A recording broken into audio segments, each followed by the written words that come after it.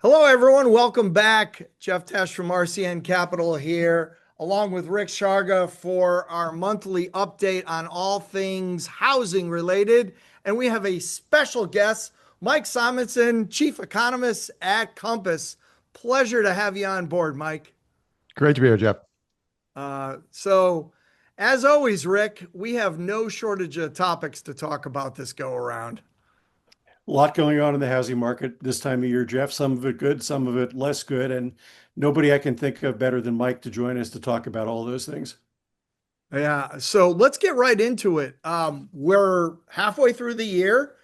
4th of July is behind us, and we start to reflect on the next 6 months here on where we're going to go. It begs the question, why isn't anyone buying houses right now? A topic that we could opine on for a long period of time, but let's get into it. Mike, there's so many factors as to why the transaction level continues to be, we'll say, disappointing, certainly from where folks had hoped it would be halfway through this calendar year. What are some of the key indicators that you're seeing? Why are we where we are? Well, we are, as you say, like year to date, still fractionally fewer home sales than last year, by our number, about 0.7%. In the last few weeks, last maybe 5 or 6 weeks actually, we're showing when we look at the weekly pending numbers, so the homes that go into contract each week, we're showing fractional growth over 2024.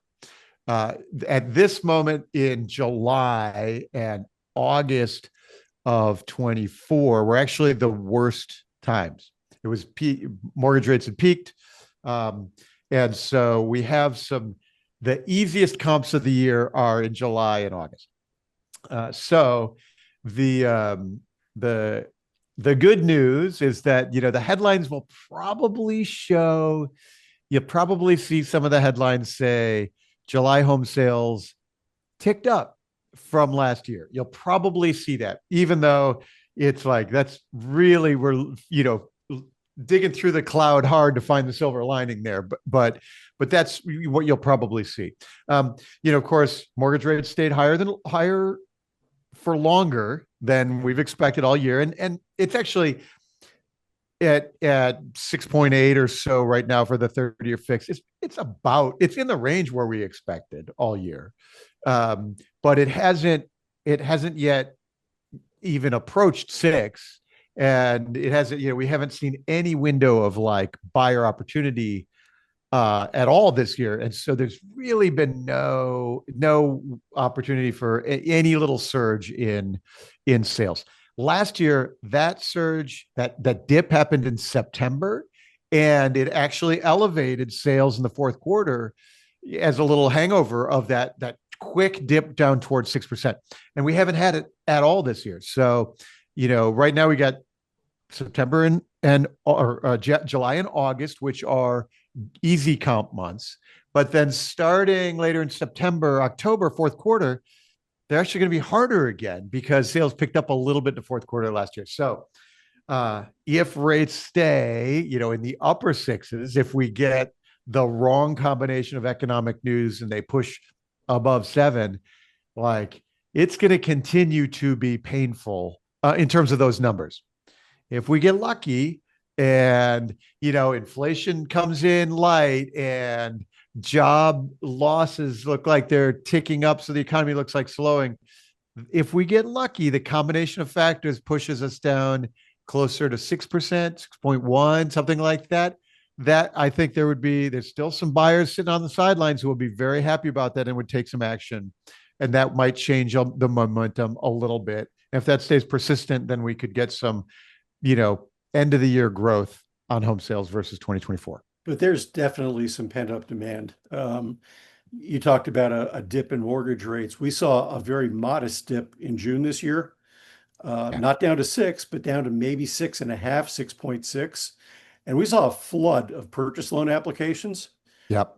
And those upticks you're talking about potentially in July and August are probably in contracts that were signed in June when That's we right. saw that little dip. That's right.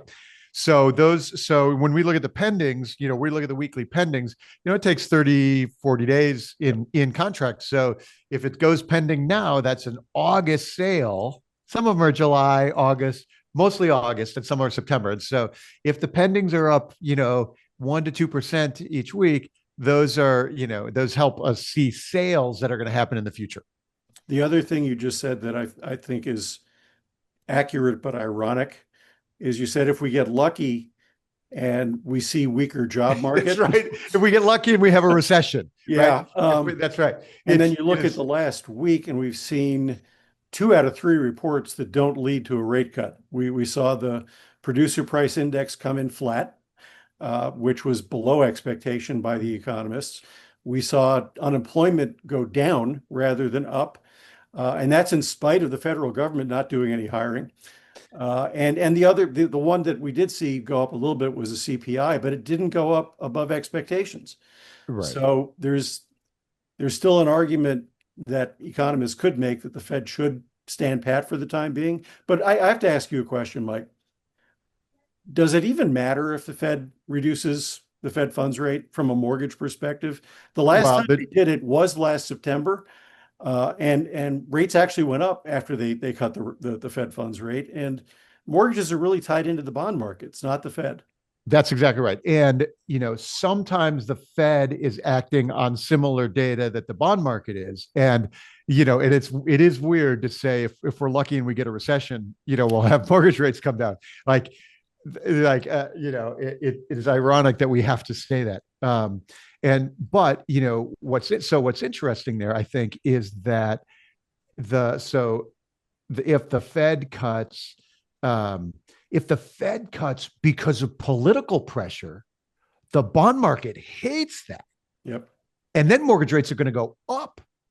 Right. So who knows, that universe, who could predict anything. Right. So there are scenarios where mortgage rates go up this year.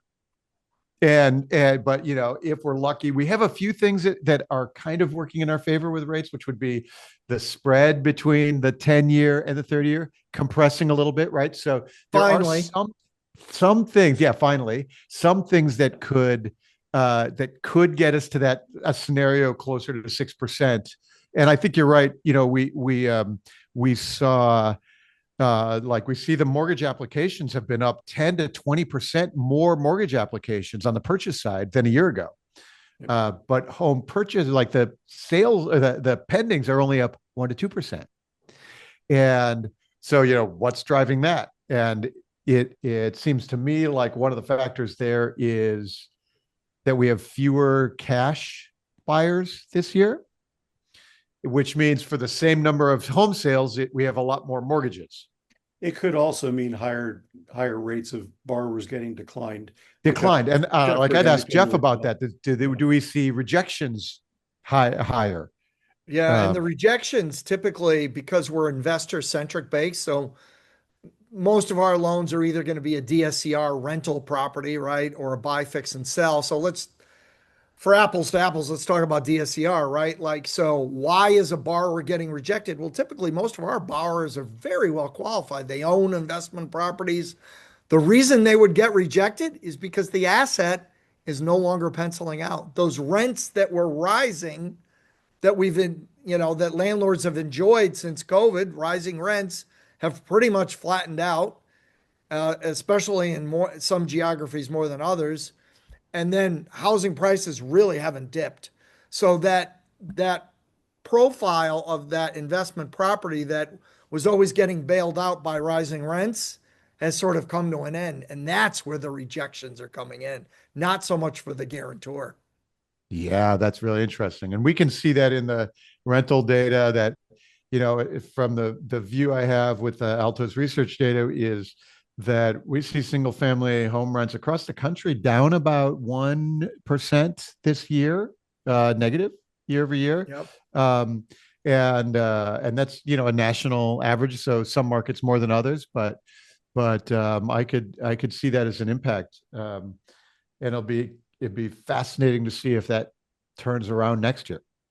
And let me just throw one item in here, which is when we think about why the transactions aren't happening, how do we think about how wages are playing into all this, right? Does the wages that have been rising pretty consistently over the last 36 months, are they flattening out? Is that coming into some of the reasons folks are either holding back or maybe not getting approved? Yeah, I see wage growth as checking the plus column for us. For and like we keep looking, and it is still ticking north, so that seems positive. It could be that especially April, May this year, April, May, June, there was a lot of economic fear. Yeah. So it could be that we had um, we had tariffs, we had even you look at like the business surveys, everybody's expecting inflation to go higher. We had hiring is really soft, like all of those things. So it could be that even though my earnings are up, I'm more worried than I have been in a bunch of years. Now, that fear could also be transient because there's a lot of signal now, like government is spending like mad, and so the like maybe we start going like, oh, maybe I am okay. So maybe some of that fear subsides a little bit in the second half of the year. Maybe we look and go, okay, it looks like recession's not coming, so maybe that loosens up a little bit. But so even though I'm making a little more money, I'm more afraid than I was last year. Mike makes a couple of good points there, Jeff. One is wages are going up annually about 4.5%, which historically speaking is a pretty good number. It's not the best we've ever been, but it's a healthy number. That 4.5% is actually higher than home price appreciation, Yep. which is only going up 2.5 to 3% now, and it's higher Or than maybe flat. yeah, Right. and it's higher than inflation, which is at about 2.9%. So if home prices are going up at 2.5%, inflation's at 2.9%. Actually, the real cost of housing is going down slightly while wages continue to go up. But I think a big part of what's hampering the market right now is consumer psychology. There was a bank rate study done recently that showed that over 50% of all the people they surveyed said they would neither buy a house or sell their current house this year, no matter what mortgage rates do. In Wow. Fannie Mae's most recent analysis, 71% of the people they surveyed said it's a bad time to buy a house, and almost 40% said it was a bad time to sell a house. So I think there's a consumer mindset right now, to Mike's point, that maybe it's not safe to get back in the water yet. Consumer sentiment surveys have been ratcheting up the last couple of months. Yeah. So, I'm hopeful that when we get to fall, consumers will feel like maybe they can jump back into the pool, and we'll see if things don't pick up a little bit. Yeah, and the Atlanta Fed. I was looking at the Atlanta Fed numbers on business inflation expectations. That's ticking down. Like that, people are they're like, okay, April was nuts and scary, and so maybe we're past some of that, the greatest fears, if we're lucky. Well said, gentlemen. Thank you so much.